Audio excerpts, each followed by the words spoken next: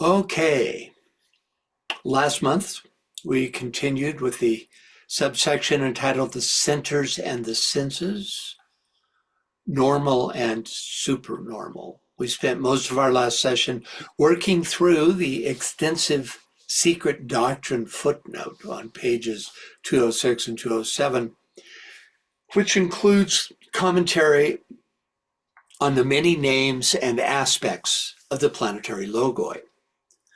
Then, still in the footnote, we considered the profound influence of these logoi on the chains, globes, planes, rounds, and root races within each scheme, with a particular focus on uncovering the globe names within the Earth chain. We actually came up. I'm in such a muddle this morning. Oh, okay, hang on. Somebody has got a live mic. Let me. Oh, that's cute. I couldn't do color. Oh, that's cute. Okay, Thank you. Sorry. Thank you. Santana. I just muted them. So, okay. No, her mic there. Okay. Did you mute him? Okay, good. Yeah. Just so you know, the room is open mic right now. Meaning that everybody's mic is no. They can open it if they want to manually. Oh, that's just fine. so when I take off here, That's all right. just in case you can, you'll have to mute them. Yeah, Right? no problem. Okay.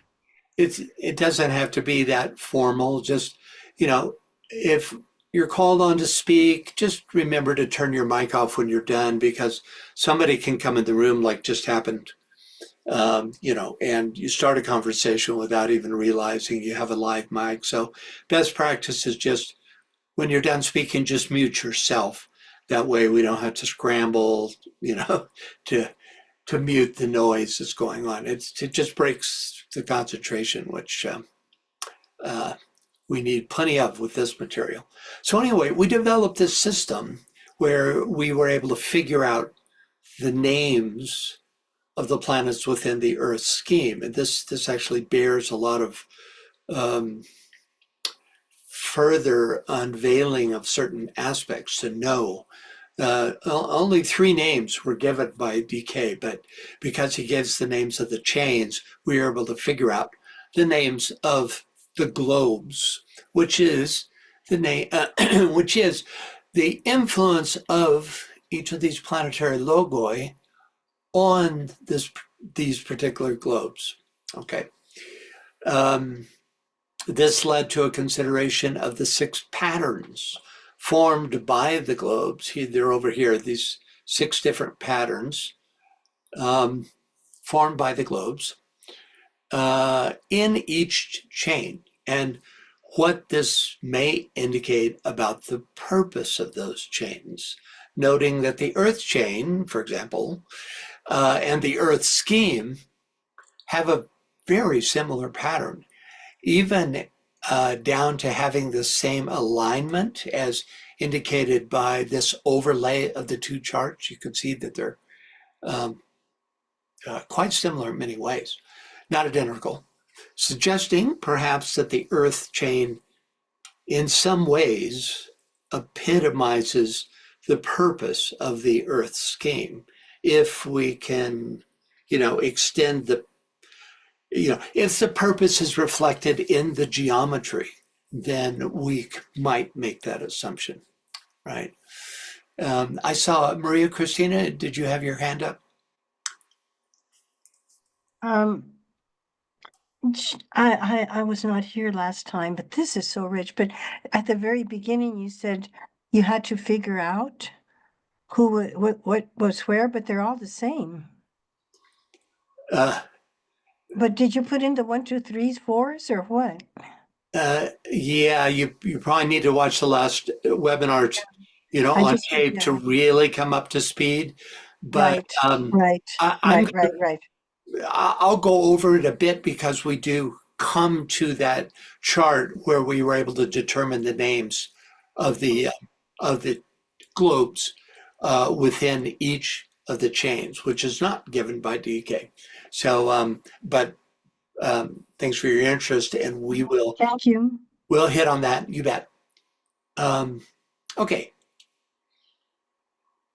Other notable patterns include the Venus chain, whose pattern, this 5-pointed star pattern, excuse me,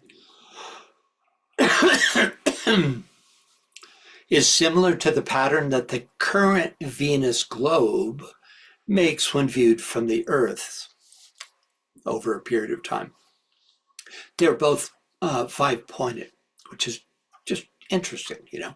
It's hard to draw conclusions about what that might mean, except for that somehow this 5-pointed star is intrinsic to Venus's identity, you know, and when we bring in the idea that it also has a fifth-ray soul, then that suggests even more alignment with the five-ness of it.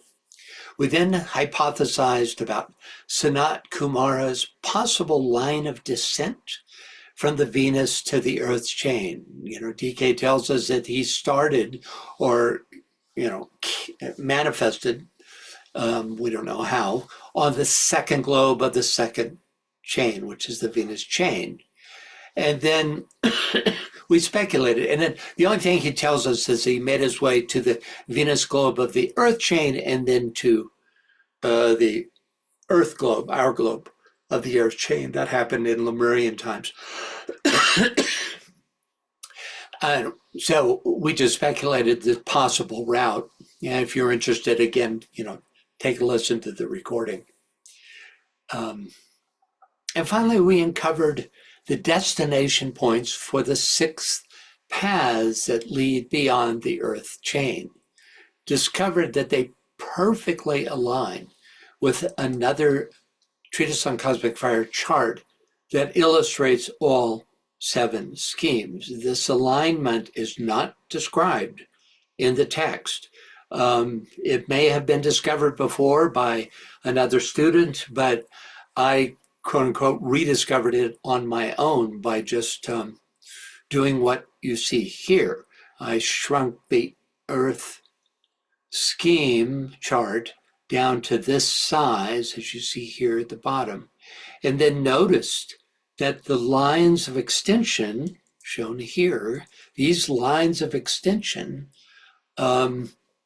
went directly to the center of the Mars scheme, to the Vulcan scheme by means of the Saturn scheme. So the central line went to both the Saturn and the Vulcan scheme, and to the Mercury scheme, and that the 2 other lines of extension went to the center of this chain of the Jupiter scheme and to this chain of the Venus scheme, which is just, you know, fascinating to me. And then furthermore, that, and here you can see it much better. I should have had this chart so you see it.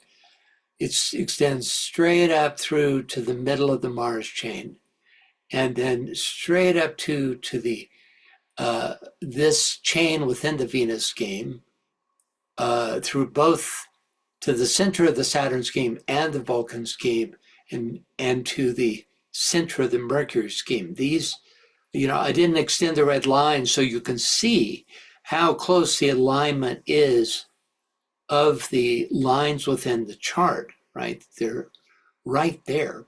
And then you have this peculiar one, the only one that instead of emanating from the center of the Earth scheme, emanates from the center of the Venus chain, and it goes to this particular chain of the Venus scheme. You can't help but wonder if that's not the route that Sanat Kumara took to get to the Earth scheme. Just speculations, but I thought it was fascinating how completely these 2 charts interact, you know, and how accurately they interact. The combination of these 2 charts also reveals 2 additional lines of connection that form 2 legs of an inter-scheme triangle. So, these, whether you see the blue lines, they weren't indicated in the Earth scheme chart, but when you, let's see, I'll go back here, you can see that the lines extend in the greater chart right to the center of the Earth scheme. So the combining of these two charts actually reveals these two additional charts, and this has sort of verified the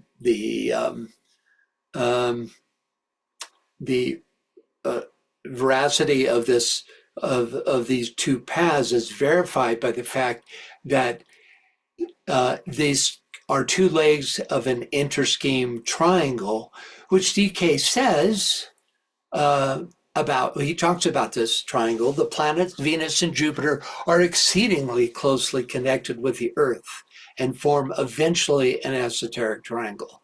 And there it is. Any thoughts or questions about this? I'm a bit of a chart nerd. I love this stuff, and when I discover something like this, that makes my month.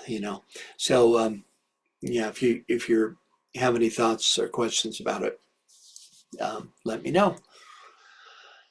Okay, this is what we did last time. This takes us up to where we left off, and so now we'll continue with the footnote.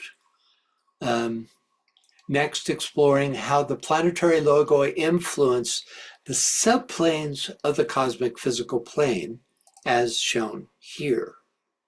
Except for the Earth, this chart associates the rays of the planetary logoi with the numbers of the subplanes of the cosmic physical planes. So you have the astral plane, which is sixth plane for sixth ray Mars, the mental plane, fifth plane for fifth ray Venus, Buddhic plane for fourth ray Mercury, etc. Right, right up. So it's a direct correlation. But this isn't the only planetary logoi correlation with the planes. You also have other planetary influences for each of these subplanes. For example, Saturn is also influential on the physical plane, the dense physical, Neptune on the astral, and Uranus on the mental. DK brings this up many times in esoteric astrology. Next, the planetary logoi influence some round. Okay, the whole purpose of this section of the footnote is to indicate how deeply the influence of the planetary logoi extends, right? So each of the 7 rounds, as shown in this chart, is also under the influence of one of the planetary logoi. So now this kind of addresses what Maria Christina was asking about. During the last webinar, we used the name and number of each of the chain, in this chart here, he gives us the names and the numbers of each chain. So we used that information to determine the names of the globes. So, and the reason that works is because the names of the globes that are given, for instance, Mercury is given as the name of the 5th globe of the Venus chain, as the 5th globe of the Earth chain, and even as the 5th globe of the Mercury chain. So we can hypothesize, at least, that Mercury is always the 5th globe in every one of the chains, right? The same thing with the Earth globe being the 4th globe and the Venus globe being the 2nd globe. There were not given additional instances of those. It's almost as if he gave us just enough to figure out that there is a correlation. And so since we figured out the names of the globes through that method, we can extend that to, and back up a minute, since those names also were associated with the chains, so they're associated with both the chains and the globes, then we can hypothesize, we of course cannot say with certainty, but we can hypothesize that these names also apply to each round, right? So the first round then becomes the Neptune round, the second the Venus round, the third the Saturn round, etc., right around to this. Now, I was reading just yesterday about a Earth, Mercury, Mars triangle that he calls a triangle of etheric globes, and it struck me that that the names matched, sequentially matched this hypothesis that we've come up with. So that may be a supportive argument for it. Okay.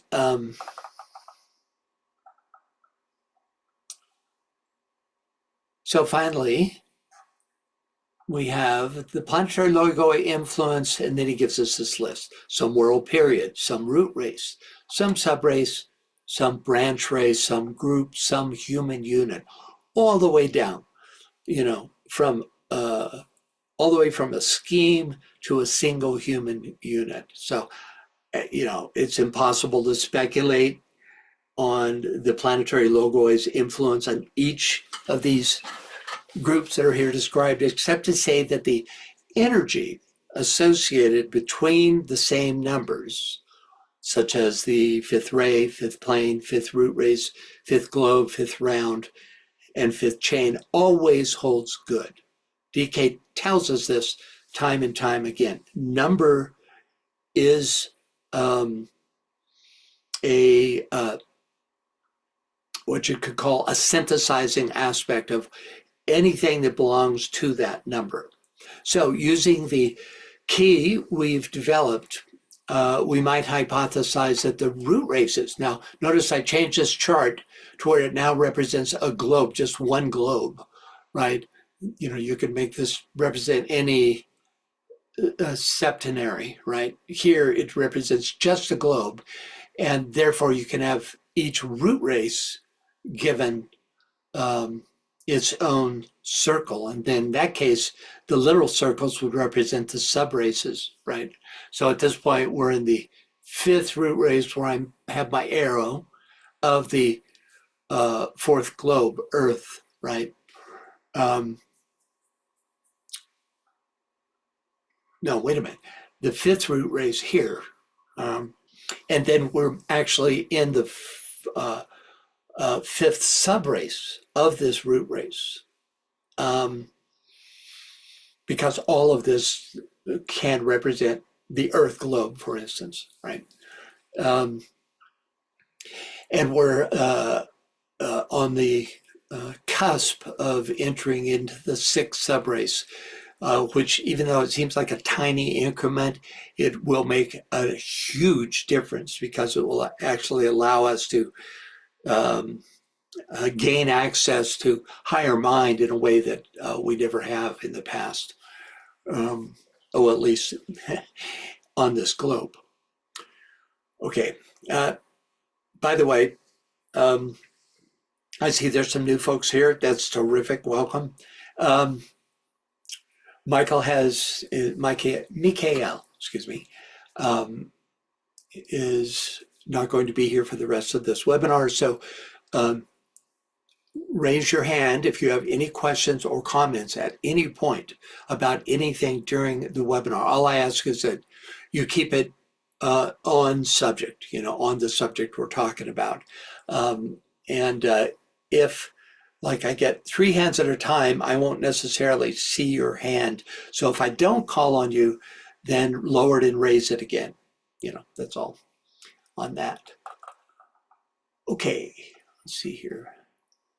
So when we use the same chart, the same septenary chart to indicate a scheme, right, of 7 chains, we see that Mercury rules our current fifth root race, represented by the red arrow pointing to this teeny circle at the bottom of the chart. Mercury also rules the fifth globe of our Earth chain, the entire fifth chain of the scheme, as well as the fifth iteration of all subraces, root races, globes, and rounds within the entire scheme. Note that Mercury's fifth position at whatever level, and they're all shown here, begins the upward evolutionary arc of a cycle. This monastic influence is key to initiating the evolutional cycles at whatever level of scheme development is going on, whether it be a move from the Atlantean to the Aryan root race, the Earth to the Mercury globe, or the Earth to the Mercury chain. DK here tells us that logoic influence also impacts lesser groupings, such as subraces, branch races, groups such as the new groups of world servers, and even each individual human unit. So the influence of, for example, the Mercury logos penetrates fractal-like into all manifested life, as do the other six logos. This is a logo. I just use this as an example so you can see how deeply penetrating the influence of one logos can be. Any thoughts or questions? Okay. This is a fascinating and complex subject of which we've only just scratched the surface. Okay, that does it for the footnote. So we get back to the main text. Next up, the heavenly men are expressing themselves through a scheme of 7 chains, and the emphasis has been laid unduly, perhaps, upon the dense physical planet in any particular chain. This has caused the fact of the chain importance to be somewhat overlooked. So he's saying that, the importance of the chain is much greater than the importance of any one of the globes, let alone the dense physical globe. So, to get a sense of how that could be, here's our chart showing the 7 chains that make up a scheme, any scheme, with the rulers of these chains as given in the chart of the Earth scheme. By the way, this chart that I'm here now showing actually gives us a lot more information than this chart, especially about the interconnectedness of globes, chains, and schemes. But this chart does show how chains, rounds, globes, and root races all become progressively dense between the first half of the scheme, then progressively less dense during the second half. In this chart, the 7 large circles represent chains. The smaller circles, lettered A through G, represent rounds, and the teeny circles represent the globes.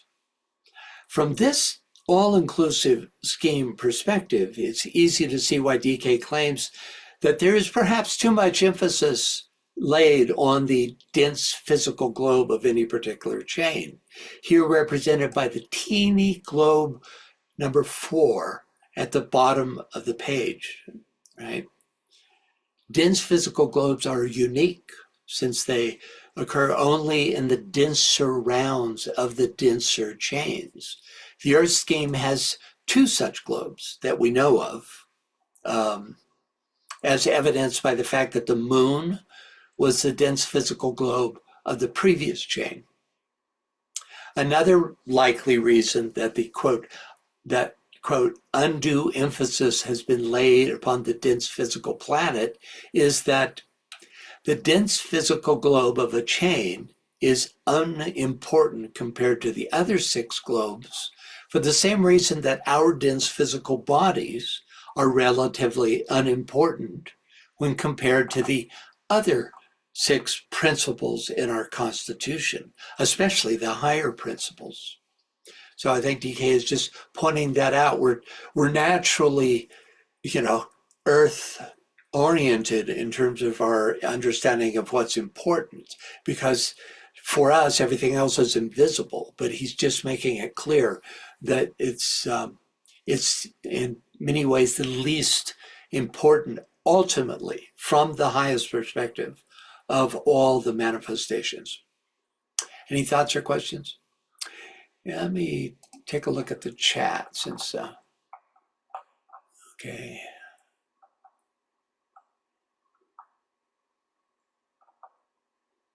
Okay, thank you for that note, Leslie.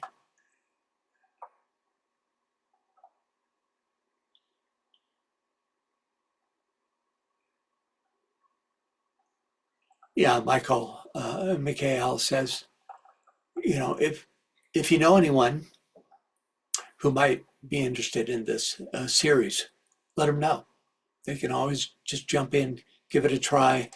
There's an open availability through MortyFederation.com. You just go to that website, and as I showed in the beginning, there's a series of links in the upper left-hand corner that they can join. Okay.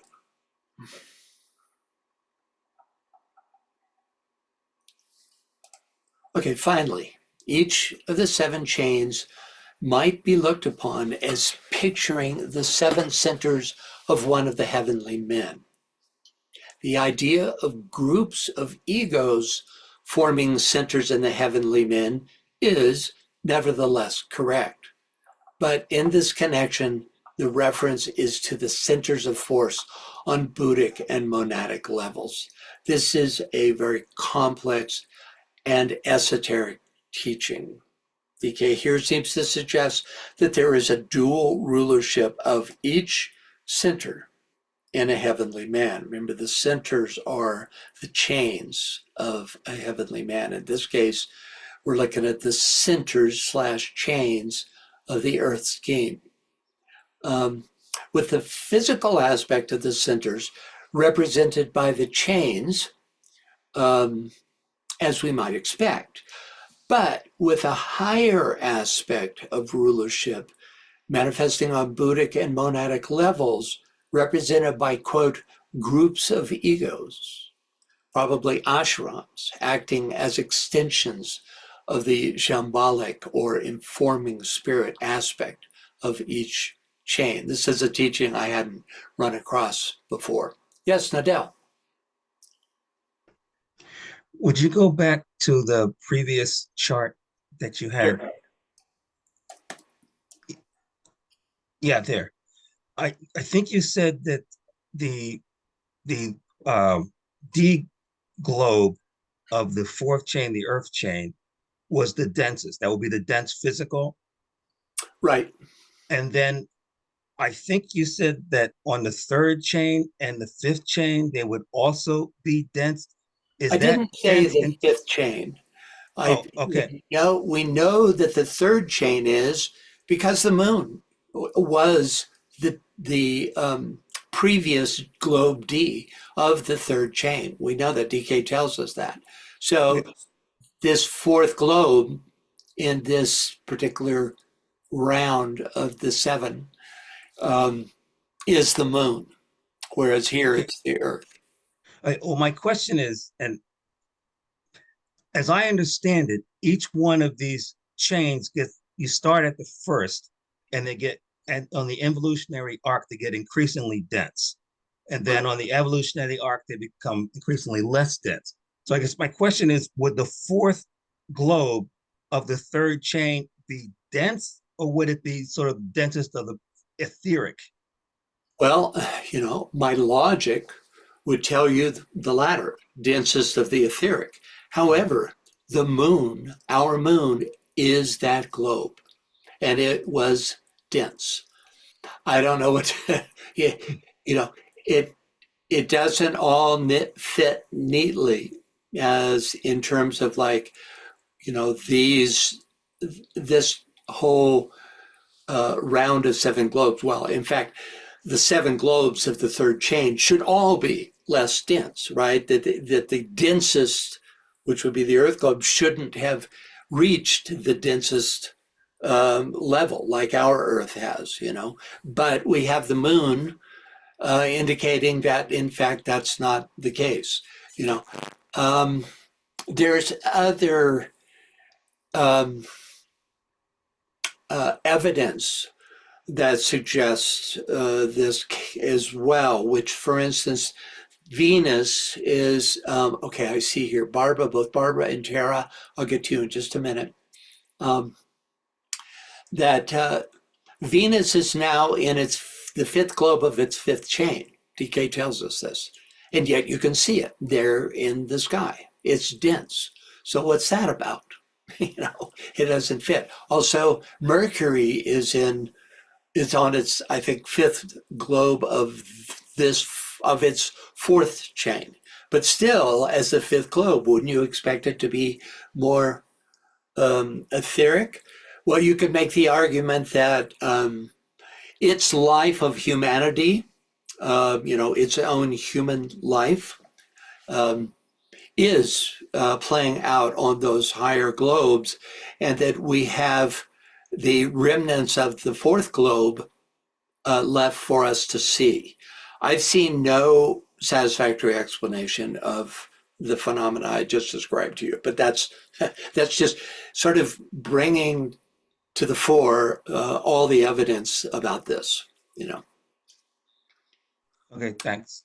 Yeah, it's not totally satisfactory, but there you have it. Barbara. Yes, in the previous graphics,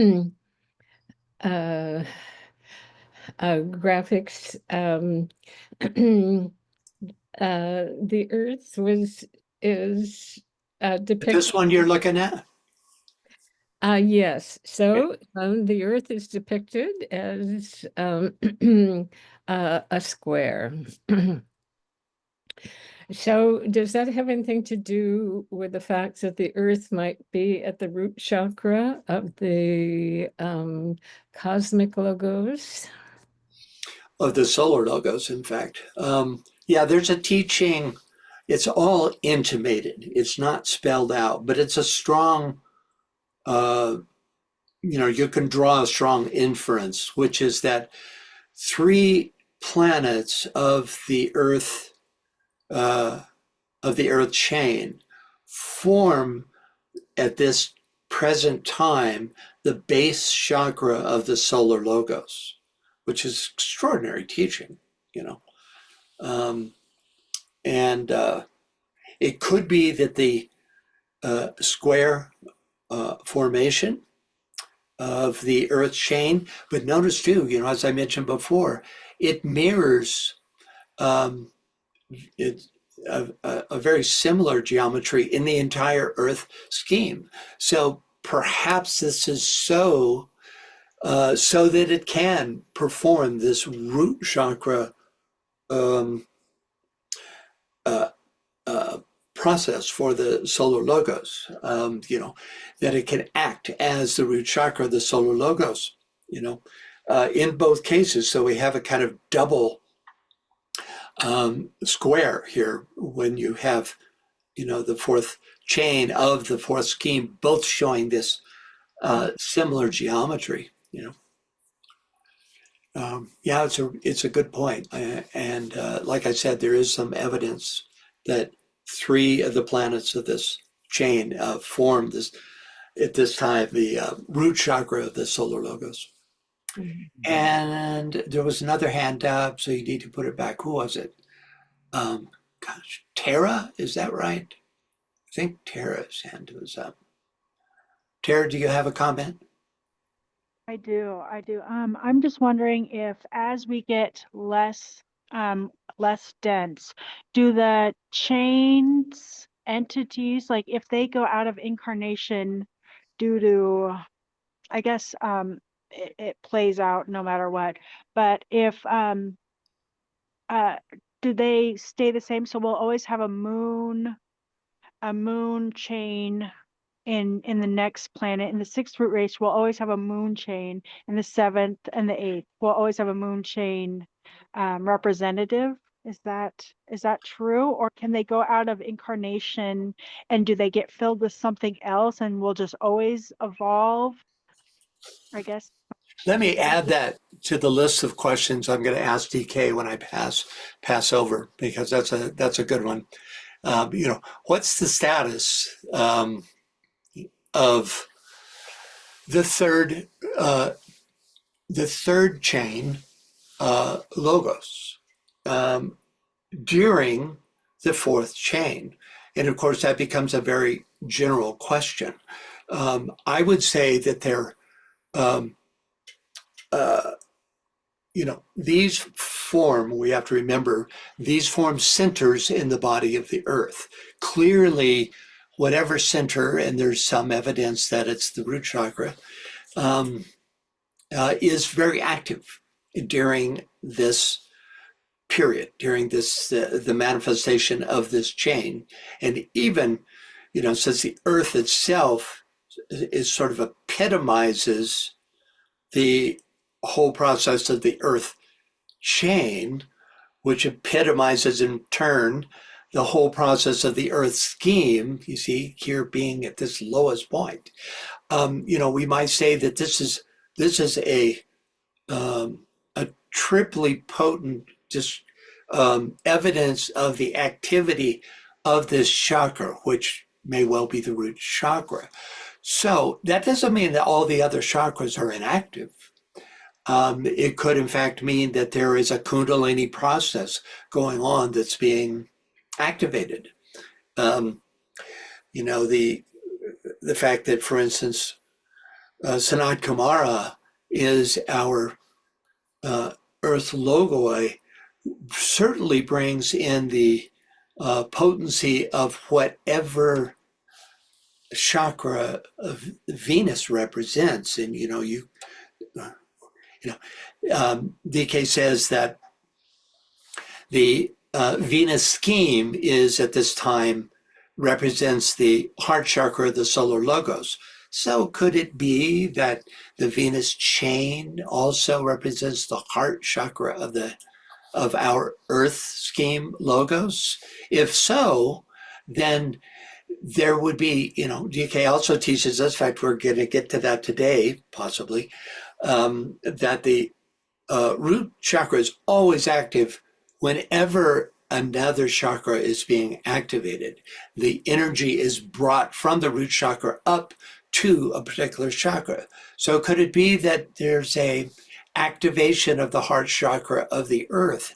And would this have to do with the fact that the earth logos is in process of taking the fourth initiation? Remember, the Venus, or the heart is the fourth chakra, counting upwards and downwards. And so, there's that's just two ways of looking at what might be active here. And we could,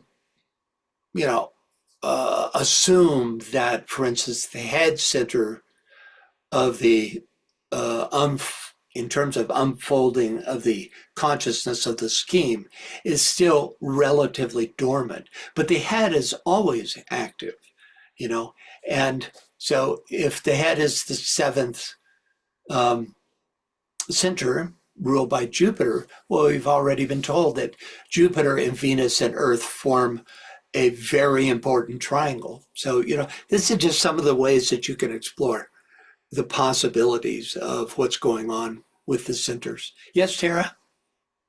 Yeah, I was just thinking, like, if there's congestion, I know that, if the etheric body gets congested in any of its chakras, it becomes ill. And so that's kind of what, would we replace it with something else? I mean, not replace it, but what, I guess I know that it's always going to be a representative, but would it replace it with something? I don't know. If it gets sick, or would it make the whole body sick, like the whole chain sick, and then you would get it better later on, kind of? Sickness comes from being demonstrating in the lower 18 subplanes of the cosmic physical plane. There is no sickness in the higher planes.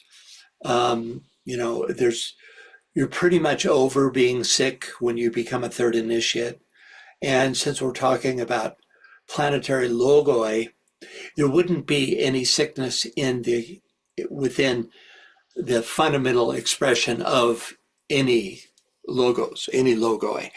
Where that sickness would demonstrate is exactly where it does on planet Earth, in the lesser kingdoms in nature of whatever planetary logos is demonstrating this, you know. And we see that certainly in the plant and animal kingdom to some extent, as well as the human kingdom, because of things like pollution, you know. But this doesn't affect the great ones that are connected with this, even with this globe, the Earth globe, which is the lowest of all the globes in the Earth scheme, let alone the Earth chain. Yeah, there's one of the great mythologies is the Norse mythology of Yggdrasil, which is the world tree, and it has this fabulous tree that carries all these different kingdoms. But there's this dragon that gnaws at the roots of that tree, and that would be akin to the lower quaternary of a human being. You know, it is as yet vulnerable to sickness and through a lack of alignment with its higher principles. Anyone else? Okay, good questions.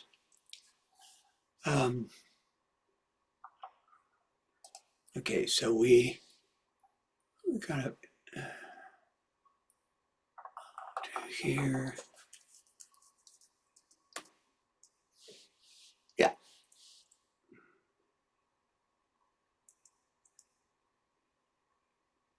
Right, so we explored this idea. Hang on a second. I just gotta find my place.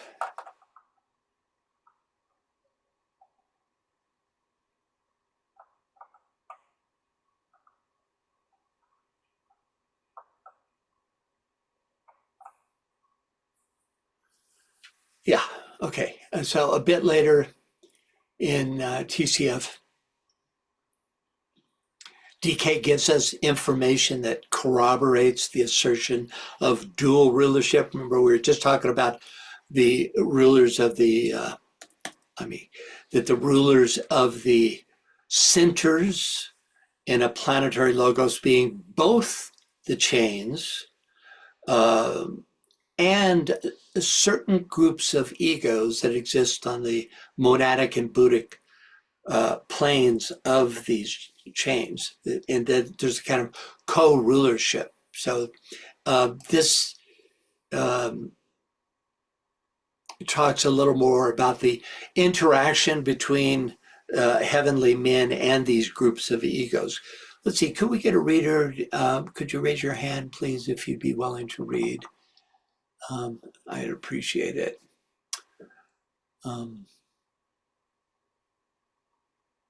Thank you, Nadell. Go ahead. Every forward movement or increased vitality in the aggregate of men in the three worlds is paralleled by an analogous activity on the three higher planes. The action and the interaction between the life animating the groups, or the heavenly men, and the life animating the atoms, or men who form the units in groups, is both mysterious and wonderful. Okay, so just draws this link between these groups of men and, which means human beings, and heavenly men. Okay, the footnote referenced by the term the centers of force on the Buddhic and monadic levels further describes the dual nature of these centers. quote, here's the footnote. In the secret doctrine, the sons of mind are spoken of as flames. In stanza 7, verse 4, these are the three-tongued flames of the four wicks. The wicks are the sparks that draw from the three-tongued flame shot out by the 7 flames. The spark hangs from the flame by the finest thread of Fohat. So there are 3 groups here described: the three-tongued flame, the 4 wicks, and the 7 flames. Key here is the statement, the sons of mind are spoken of as flames. Therefore, we might identify the three-tongued flame as Atma Buddhi Manas, the 4 wicks as the lower quaternary, or one's expression through the lower quaternary. And since the three-tongued flames are, quote, shot out by the 7 flames, we can hypothesize that these flames, these 7, are the collective influence of the 7 planetary logoi.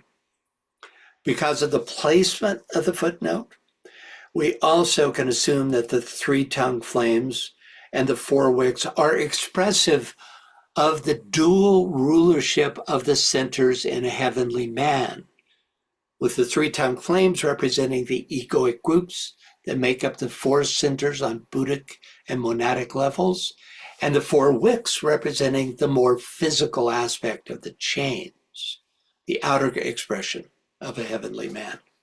The inner 3-tongued flames and the outer 4 wicks also seem to be expressive of the inner 3 and outer 4 pattern formed by both the earth chain and the earth scheme.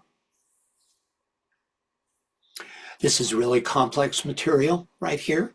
So if you're feeling lost, a lot of times it takes some pondering to get a sense of what he's talking about. If you have any questions, I'm happy to give it a shot. Doesn't mean I have a perfect understanding by any means. And then finally, the spark hangs from the flame by the finest thread of Fohat suggests that the incarnated wicks, which imprison the sparks, quote unquote, tenuously hang from their Atma Buddhi manasic source by means of their Sutratma. Any thoughts or questions? Like I said, it's very advanced teaching, this particular paragraph and associated footnote. Okay, next up, and could we get a reader, please? Let me just go down the list here. Barbara, would you be willing to read? Yes.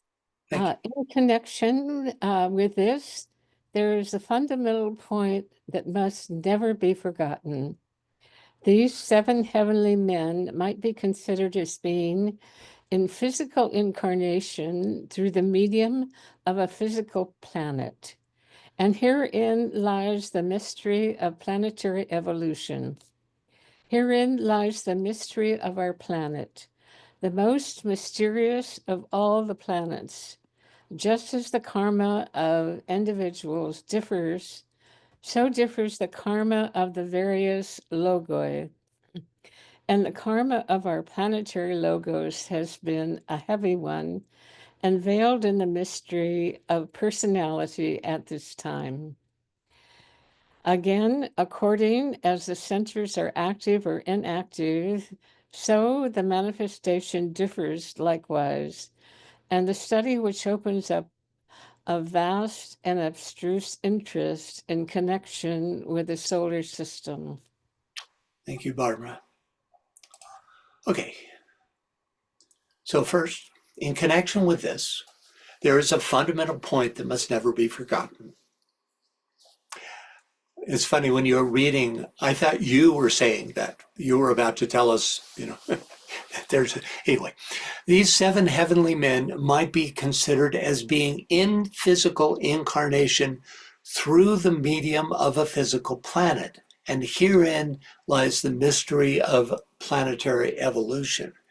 Well, at first it seems like, yeah, well, of course, it's in incarnation. But I think the point DK is making is that since a planetary body is the physical vehicle of a planetary logos, that body is subject to the same laws of manifestation and evolution as the soul-guided outer forms of a human being are.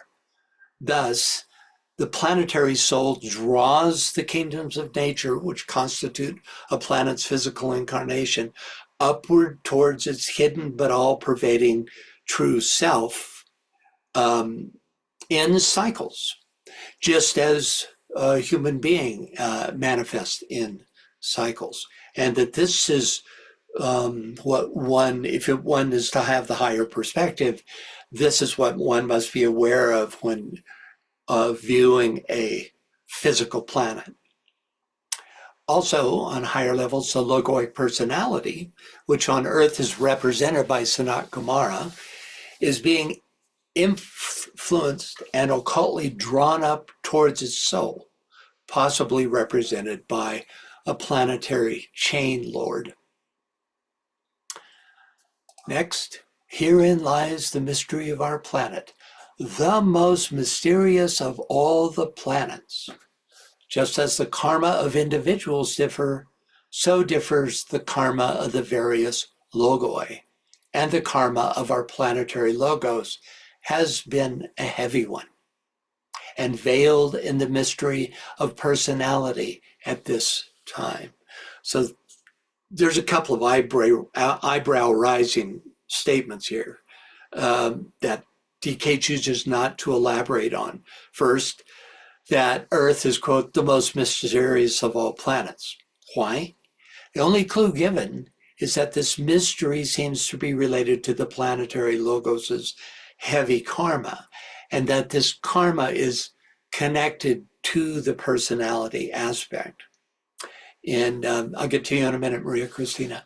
In externalization of the hierarchy, DK tells us the first or will energy is, as you know, focused in Sanat Kumara, the Ancient of Days, as he is called in the Christian Bible, the Lord of Shambhala, who is the embodiment of the personality of the planetary logos. So, by assuming the office of, quote, personality of the planetary logos, has Sanat Kumara taken on the personality karma of the planetary logos?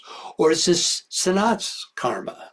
Or alternatively, does veiled in the mystery of personality refer to the fact that humanity must develop and demonstrate through a personality before reuniting with its true self? In other words, it's this whole thing that the human kingdom does on planet Earth, which has to do with being a separated personality. Is that somehow unique to Earth? And is that why Earth is in this position of being the most mysterious of all planets? Who knows, right? But okay, Maria Christina. I just felt it very critical to keep in mind at this time of planetary initiation that it is indeed the higher centers, Shambhala, humanity, and hierarchy, the throat, the head, the heart, coming into rapport, I think is one of our most critical responsibilities.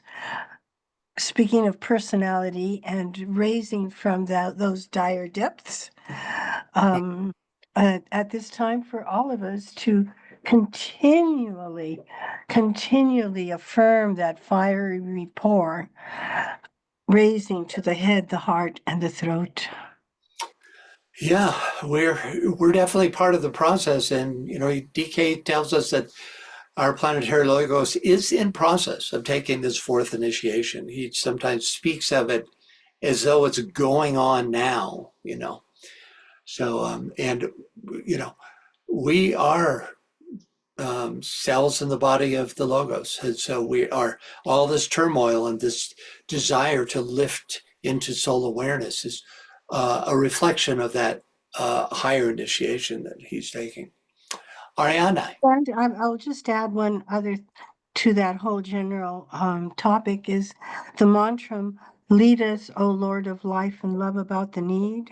Touch our hearts anew with love, that we too may love and give, is said to be specifically related to that linking of Shambhala, hierarchy, humanity, throat, heart, and head.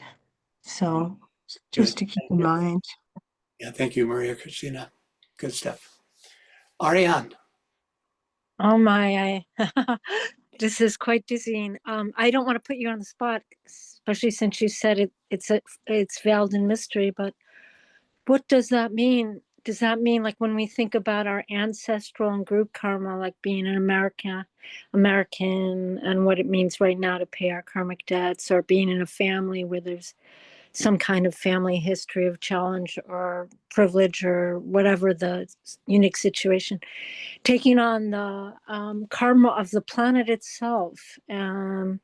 What would that mean? That we would be experiencing certain events that are not really directly related to us, but we would be affected and impacted by them. But we were not implicated in the cause of those events, but we are going to be carried along with those events themselves because it's the karma of the planet. Is that what you're alluding to? Well, it's a very complicated subject. We live in kind of expanding circles of karmic influence and karmic debt. The smallest circle is our personal karma. We do stuff and there's payback. Also, there's good karma. In fact, DK tells us that there's way more good karma than bad karma. People don't realize it, but that this is in fact the case. And so we gain from that good karma. But we all live in a family unit, which has its own karma. And there is racial and national karma, which also impacts each and every one of us. And of course, all of those are components of what you were alluding to, which is planetary karma. So yes, we are a part of that planetary karma, but there's no sense of the direct responsibility to that. The closest you get is, for instance, a soldier in a war is acting out the national karma in the fighting exchange that goes on in wars. It's not personal karma is not accrued. It's part of the national karma. Of course, my guess would be that if you take the killing personally and develop passions about it, that you're gonna personal karma will come into it. But that's just an example. I think the great avatars that come in embrace these greater fields of karma. Like I think the Christ being a world avatar for both the Piscean and Aquarian ages, is to some extent shouldering world karma. He's described as sorrowful, in the Bible at some point. This is not personal sorrow. This is not like his lower emotional body that's sorrowful. It's his reflection on the karma of the world, And you also have lesser avatars. You take somebody like Martin Luther King, definitely a racial avatar who came in and he really embraced the karma of the Black race in America. So you have two circles there, national and racial karma that he was influencing, right? And you have all kinds of variations. The greater the disciple / initiate, the greater the field of potential karma that they will be working with. That's really fascinating. And, I think about these things pretty often, in fact, and try to make them practical. I'm wondering though, in terms of the lords of karma, how often are they intimately involved in the details of not only the planet's life, but the individual's life, everything in between? I mean, how closely monitored? I can imagine that everything is vibration, and I know that water and light seems to be recording those vibrations. I think, just I speculate, hypothesize that as far as recording, like a stenographer in a courtroom, taking notes at a trial, that similarly light and water is actually taking impressions of us, everything we do, our thoughts, our feelings, our behavior, and that is where karma is actually stored, and has an impress both on one's own self, but lifetimes after lifetimes, and the history of the planet, the history of the human race and such. But I'm just wondering who doles out, like, and how closely and carefully this is adhered to, because every second of every day there's karma being accrued, right? I mean, there's action and reaction, really. That's just, Sure. is there someone? Yeah. Okay. So it's carried out by the laws of karma. The laws themselves uh, stretch, so what's the word? Permeate all activities, right? So there is, it doesn't take the decision of some great lord of karma to decide just how you will pay for what you did. It is a function of the law itself. And so it's just like if you bounce a ball, if you drop the ball on the pavement, it doesn't take someone to decide how that ball is going to come back up into your hands. It's just part of the law. So this demonstration and working out of karma is like that. However, there are denizens of beings who are connected with these four great lords of karma, who have their origin, by the way, in Sirius, the systemic lords of karma, also called Maharajas.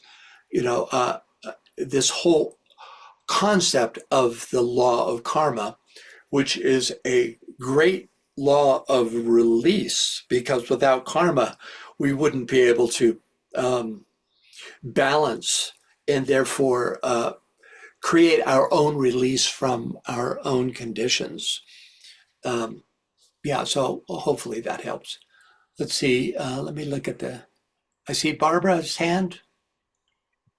Yes, so the Earth is estimated to be around 4 billion years old. And at that time, when it was primarily mineral, there had to be some creative hierarchy intelligence to keep this whole process going for billions of years. I mean, the time of Sanat Kumara is actually very small compared to that.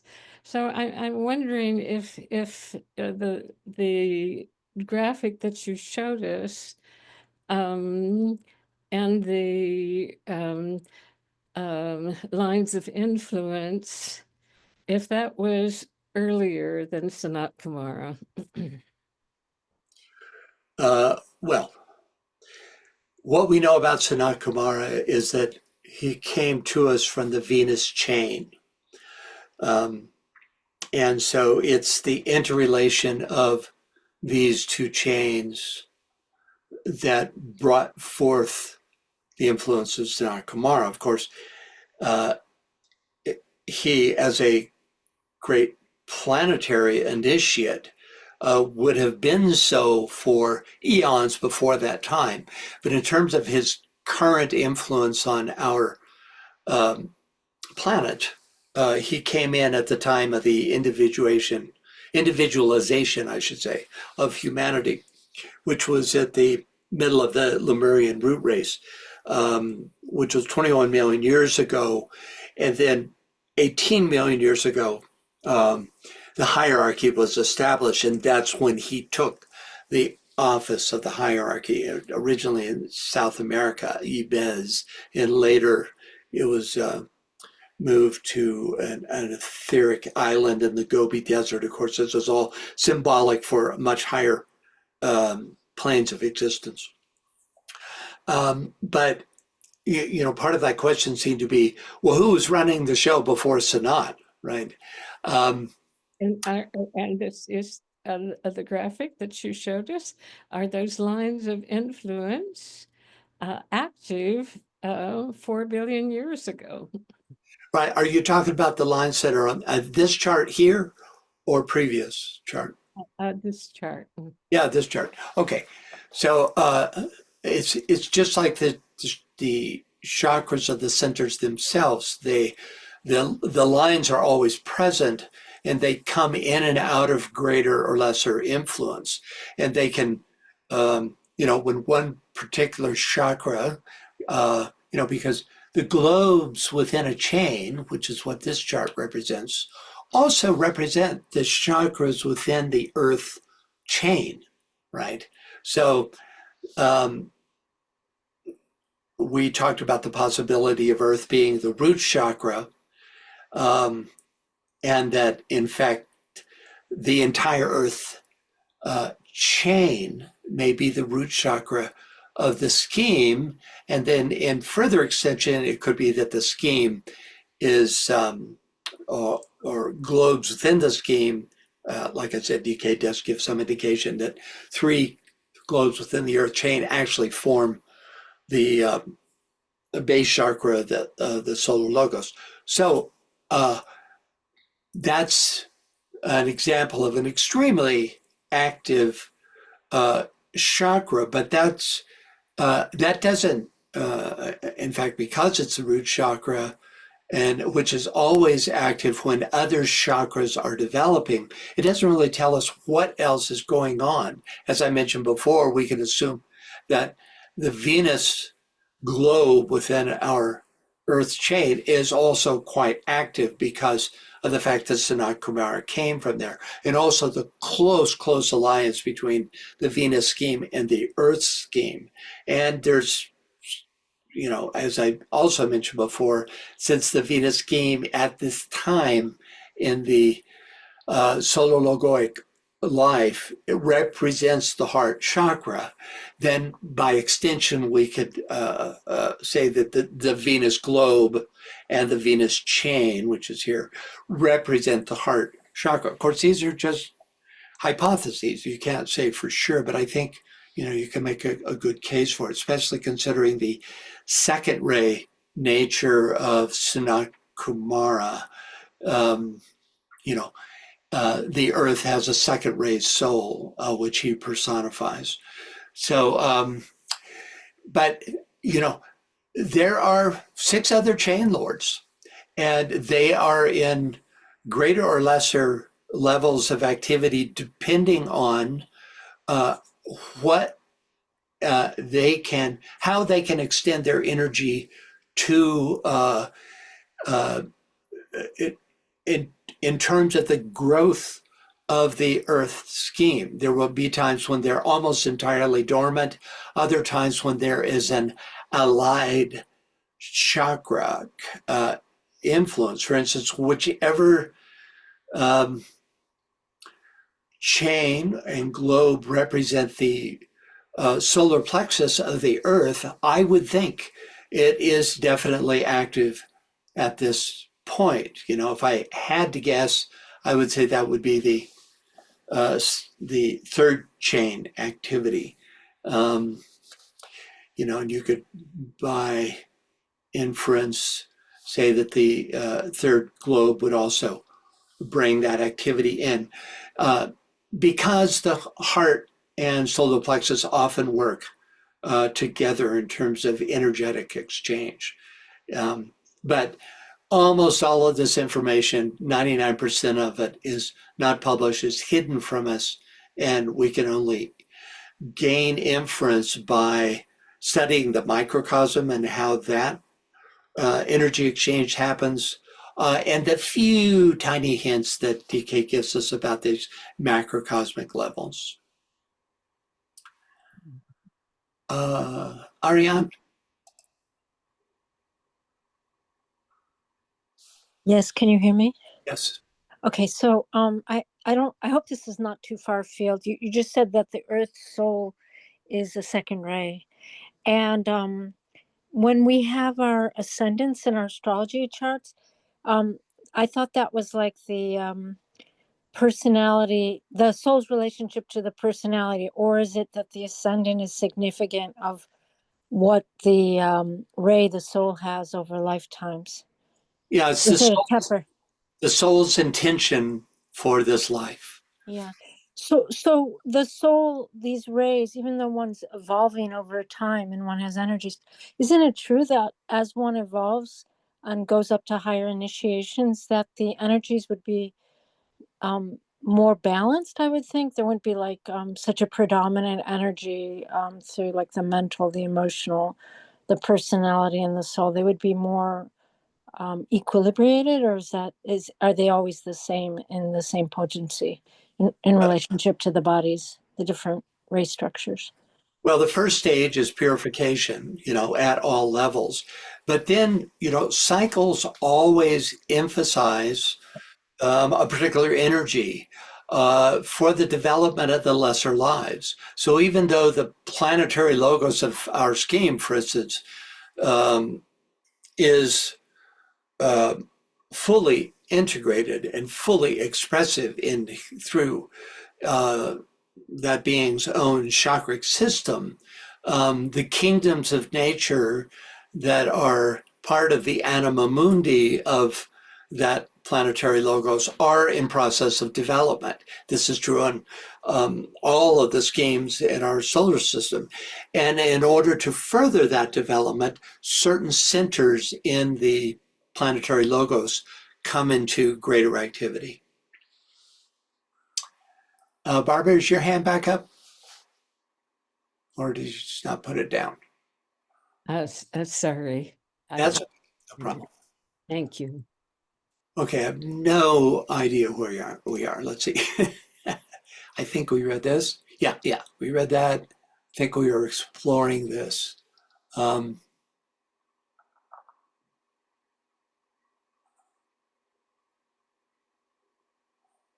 Yeah, I think we got further than this.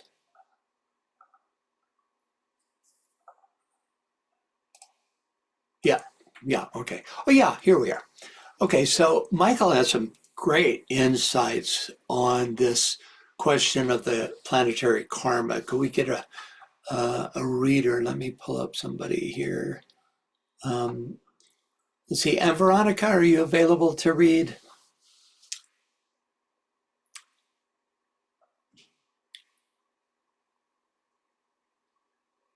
And Veronica?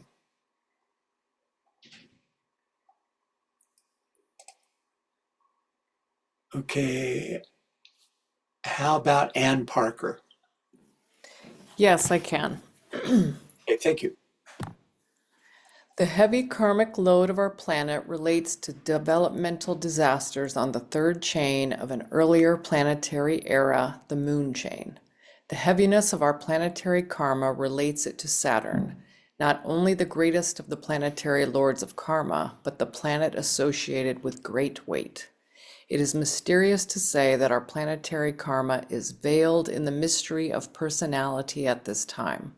This veiling links our planetary karma to the fifth creative hierarchy, the Makara. Our planetary logos is hardly a fully functioning soul free from the limitations of his own personality. Makara rules the human personality. It is interesting that there is a mystery of personality. Anyone who has tried to study the dual Makara creative hierarchy realizes that this is the case. The mystery of personality is, in a way, the mystery of egoism and mistaken identity. It is a mystery of false identification arising from the captivation of consciousness by the lunar lords. The mystery of personality is also the mystery of the upright and inverted pentagram. We must also remember the times when Sanat Kumara is referred to as the personality of the planetary logos, though on other occasions he is referred to as the soul. Thank you, Anne. Any thoughts or questions about Michael's observations? Yeah, especially key here is the idea that, when he says that our planet is unique because of its karma, and that there was this great event that happened in the previous chain, which was actually a failed chain. It was cut short, and that's one of the reasons that a lot of the karma has been transferred to this chain. Okay. Finally, again, according as the centers are active or inactive, so the manifestation differs likewise. And the study which opens up is of vast and abstruse interest in connection with the solar system. So we might assume, if we continue along the lines laid down in the previous paragraph, that the centers of a planetary logos, as here described, are the chains of a planetary scheme, each of which, as we earlier explored, are ruled by one of the planetary logoi. Thus, the centers that are active in the life of a planetary logos at any given time also determine which logoic influences are active. The same can be said for the unfolding life of the solar logos, with the active centers determining which planetary schemes are most active, and thus influential in the unfolding life of a solar logos. Yes, Ariane. Yeah, I can't help but sort of be freaking out about this. So then, I'm not going to be alive that much longer relatively, but when you talk about like a failed planet or failed, the third round or whatever chain is a failed experience, third chain. And I guess it's like karma, which is like a mistake, in the Greek, in the Christian Greek Bible, metanoia just meant missing the mark.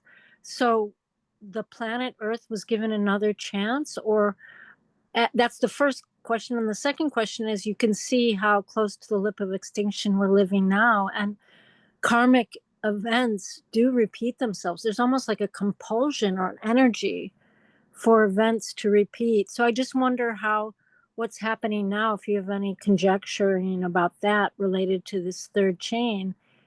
We're literally being tested. Will humanity face the test and be adult about the obstacles and the injustices and the challenges that all life and the life of the planet has now, or will we be a failed planet? And so when I hear that failed chain, it always makes me think, is that forever? So those are where those two questions come from, if you could help at all. Well, quick answer is no, it's never forever. Just like we have retrogressive planets, as viewed from the Earth, which always come back into direct motion, the same thing happens in the unfolding of the scheme, of our Earth scheme. The Earth scheme will make it, to the seventh, and to and through the seventh chain, and become completely enlightened and synthesized with the greater schemes. There's no question of that. But there's, the main thing that quote unquote failed at whatever levels, failures at whatever levels can do is create delay. So the biggest failure that impacts us the most at this point is not so much the third chain as the Atlantean root race, which failed somewhere around its fourth subrace, something like that. As a result of that, most human beings that are currently incarnate are emotionally polarized, whereas the purpose of the Atlantean root race was to um, uh, gain emotional polarity, and then that would then the further expansion into the fifth root race, which is our current Aryan root race, was to develop all aspects of mind, starting with lower mind and ending with intuitive mind, which happens in the sixth and seventh subraces of this root race. However, we've been burdened with the purpose of the Atlantean root race, and this is causing a lot of problems. So what exactly are we burdened with? The fact that they were living in a holy and just system where there was a small group of supposedly individuals enslaving the masses, or what is it that we're burdened with actually when you say that? What is The lack of consciousness that was supposed to have been developed during that root race. That's Yeah. I see. So that it didn't come to fruition. Okay, so then is it possible, and obviously this is a fear-based question like the previous one, is it possible that the planet could go on to continue to evolve without humanity? Like humanity at some point might not be permitted to continue its evolution as associated with this planet? I don't believe so.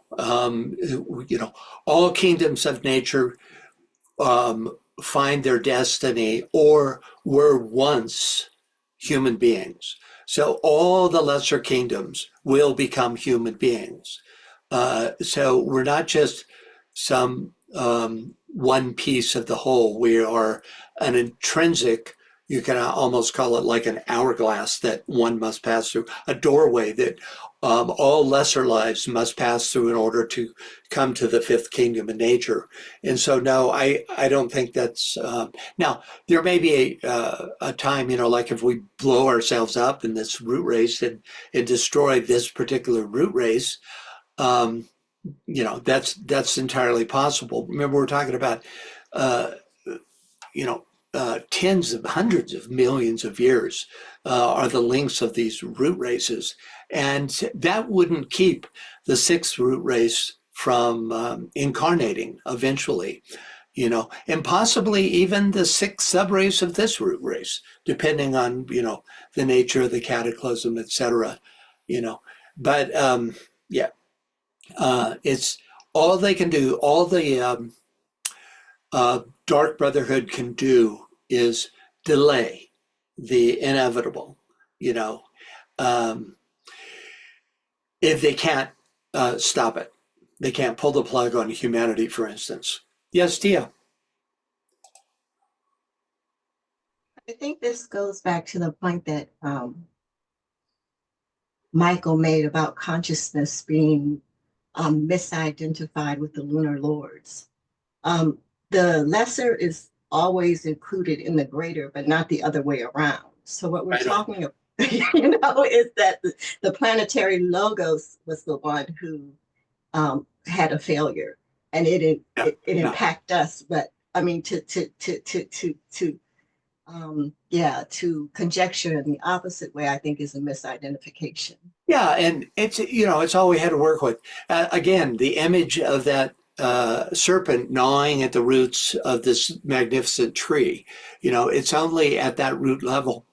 And yes, it does impact the manifestation aspect, but only in the sense that it can delay the eventual unfoldment. See, another thing that's happening, getting specific to where we are now in between ages, Piscean and Atlantean,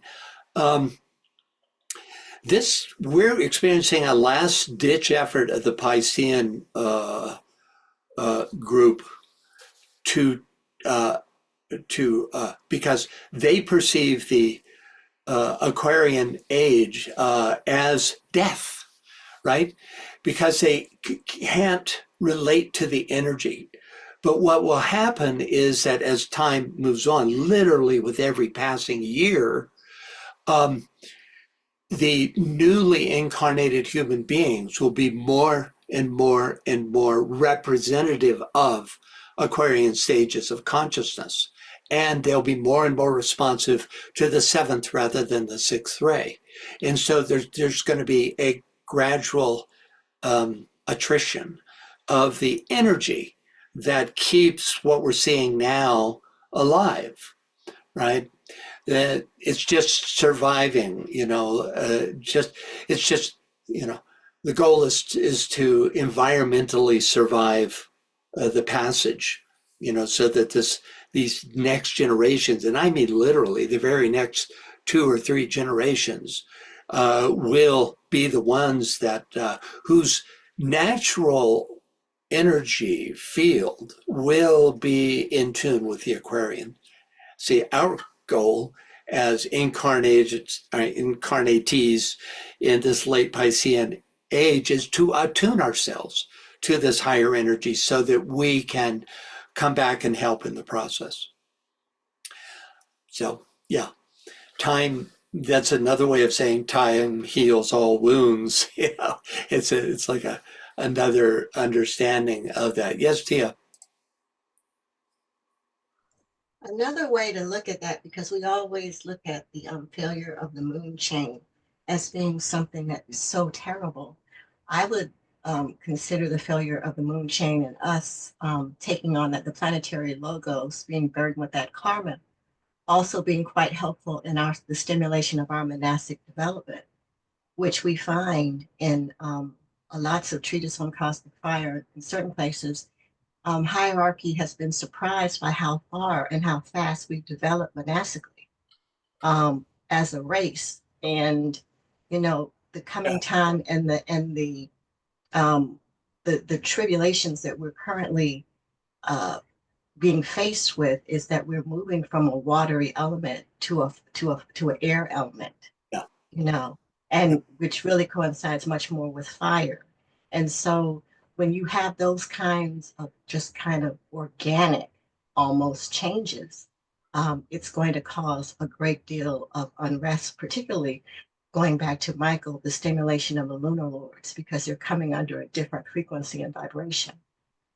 Right. Whenever you open the upper door, which is certainly happening between these changes of ages, guess what also gets stimulated, right? All of the basement floors, all of the lowest subplanes of all the 3 lower planes of the lower quadrant. It's inevitable that that comes in as reaction to the impress of the light, on the higher. But ultimately, it will pass. That reactive effect. Ariane?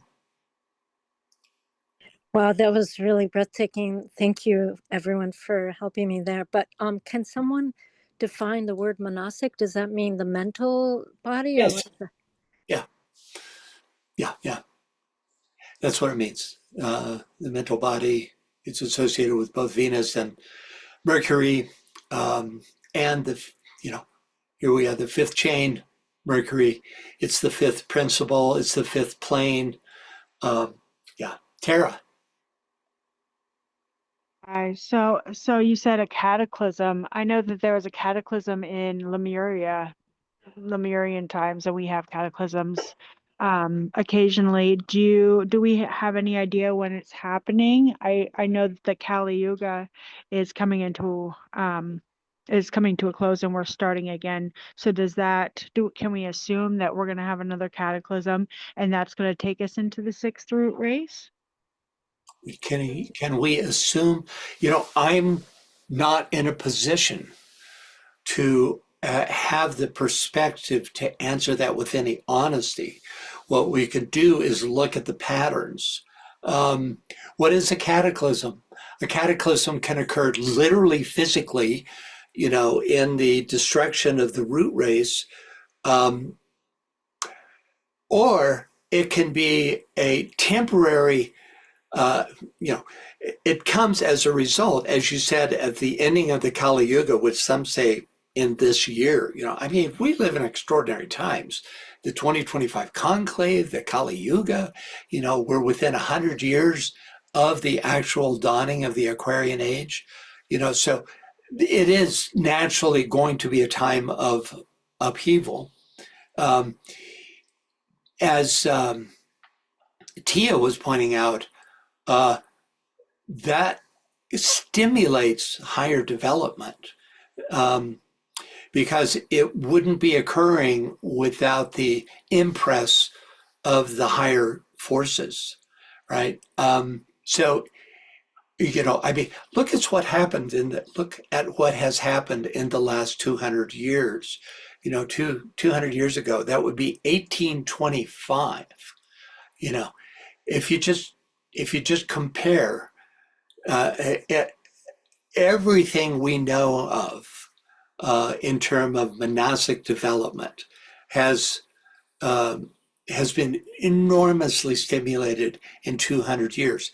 This, as Tia was also saying, this is way beyond the expectations of the hierarchy. In fact, they even had to pull certain ray influences, particularly the fifth ray influence, at a certain point, because we were just moving too quickly. So all of this is in response to these higher energies. And you have the shadow side, which is what we see a lot in the world right now. But the other is happening too. The headlines just show the dark side. There's a lot else going on. And, the other thing is the inner planes, all is well, right? Soul plane, higher mental plane, all is well. It's a process of becoming, and that becoming is return to the higher source. No matter what happens here. As Tia said, causal levels are the higher levels. There's nothing causal about what you see manifesting on the physical planes or the political stage, in the world today. And we're out of time, guys. We've in fact run over. I appreciate you staying with me and your participation. It was a good group, good discussion today. Thank you.